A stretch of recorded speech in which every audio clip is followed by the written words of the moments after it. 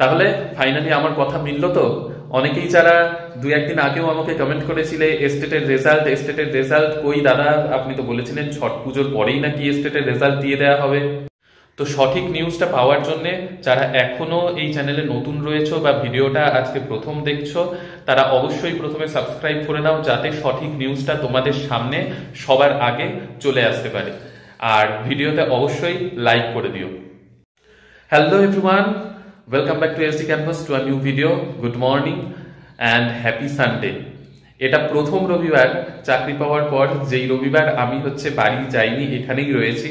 কারণ আজকে প্যাক্সের ইলেকশন, বিহারে প্যাক্সের ইলেকশন হয়, সেটার আজকে ট্রেনিং রয়েছে, সেই ট্রেনিং এ যেতে হবে। দুপুর 2টোর থেকে টাইম রয়েছে, তার জন্য এখানেই এই রবিবার থাকলাম। আর সব থেকে বড় কথা, 1-2% যারা আমি তোমাদেরকে আগেও বলেছিলাম যে ছট পুজো দেখবে, ছট পুজো বেরোবে, বিএসসিবি সক্ষমতা এক্সাম নিয়ে একটু হালকা হবে, তারপরেই কিন্তু তোমাদের রেজাল্ট বেরিয়ে যাবে। তাহলে আমার কথাটা ফাইনালি মিললো তো? সক্ষমতা 2 এক্সাম যেটা, সেটার রেজাল্ট গতকাল দিয়ে দেওয়া হয়েছে। সক্ষমতা 3 এর নোটিফিকেশন কিছুদিনের মধ্যে বেরোবে। আর স্টেটের রেজাল্ট ফাইনালি 25 তারিখের মধ্যে বেরোবে। সেই মেসেজ কিন্তু শর্ট মেসেজ কালকে থেকে এসেছে। আর বিএসসিবির তরফ থেকেও জানানো হয়েছে যে 25 তারিখের মধ্যে স্টেটের রেজাল্ট যা তোমরা দিয়েছো টিআরই 4 দেওয়ার জন্য, সেটার রেজাল্ট কিন্তু আসতে চলেছে। তাহলে আশা করি এরপরে তোমাদের আর কোনো কনফিউশন থাকলো না যে আমি অথেন্টিক নিউজ দিই কিনা। কারণ 2-1% রয়েছে যারা সন্দেহ করো বা যারা বিশ্বাস করতে চাও না বা কি ব্যাপার, তো সেটা আশা করি সেই ভয় থেকে তোমরা মুক্তি পেলে, যে অথেন্টিক নিউজই আমি যতটুকু দিই, যতটুকু জানি অথেন্টিক ভাবে জেনেই তোমাদেরকে কিন্তু দিই। তো এবার ব্যাপার স্টেটের রেজাল্ট তো চলে আসবে। টিআরই 4.0 এর নোটিফিকেশন কবে আসবে দাদা, আর কতদিনের মধ্যে হবে?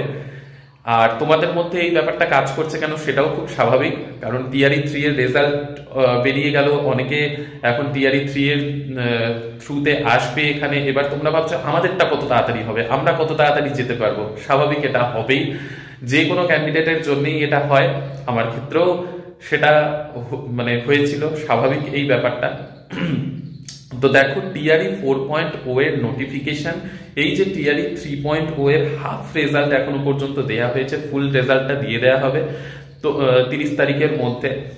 আর যদিও বা 30 তারিখের মধ্যে না দিতে পারে, কারণ এখনো পর্যন্ত রোস্টার ক্লিয়ারেন্স নিয়ে একটা দ্বন্দ্ব থেকেই গেছে, এখনো রোস্টার ক্লিয়ারেন্স হয়নি 9 to 12 এর।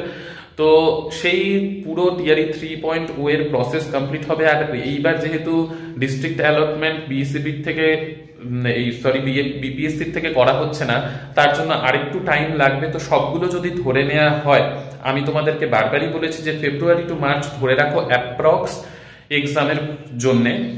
আর যদি এই টিআরই 3.0 এর প্রসেস ডিলে হয়, তাহলে সেটাও ডিলে হবে, কারণ সবগুলো লিঙ্কড আপ রয়েছে।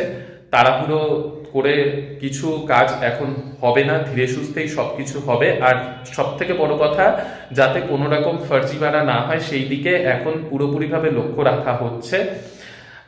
টিআরই 3.0 তে ডকুমেন্ট ভেরিফিকেশন পরেই হচ্ছে, টিআরই 2 তে যেরকম হয়েছিল, কিন্তু টিআরই 4.0 তে হয়তো ডকুমেন্ট ভেরিফিকেশন আগে হবে, মেরিট লিস্ট বেরোনোর আগে, যাতে কোনো রকমের কোনো সমস্যা, ফার্জিবাড়া, সিট যে ব্লক হয়ে যায়, সেগুলো যাতে না হয়।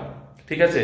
তো তার জন্য একটাই কথা বলবো, তোমরা যেরকম ভাবে প্রিপারেশনটা নিচ্ছিলে সেই রকম ভাবে প্রিপারেশন নাও। আর আমার উপর ভরসা রেখে তোমরা অন্য কিছু কথায় কান দিয়ে নিজের মাইন্ডকে ডাইভার্ট না করে জাস্ট প্রিপারেশনটা চালিয়ে যেতে থাকো, তাহলেই হয়তো একটা কিছু রাস্তা বেরোবে। ঠিক আছে? তো এটাই তোমাদের আজকে বলার ছিল। ভালো লাগলে অবশ্যই লাইক, শেয়ার, সাবস্ক্রাইব করো। আর নেক্সট ভিডিওতে তোমাদের সকলের সাথে দেখা হবে। তো সুস্থ থেকো, ভালো থেকো আর সঙ্গে থেকো।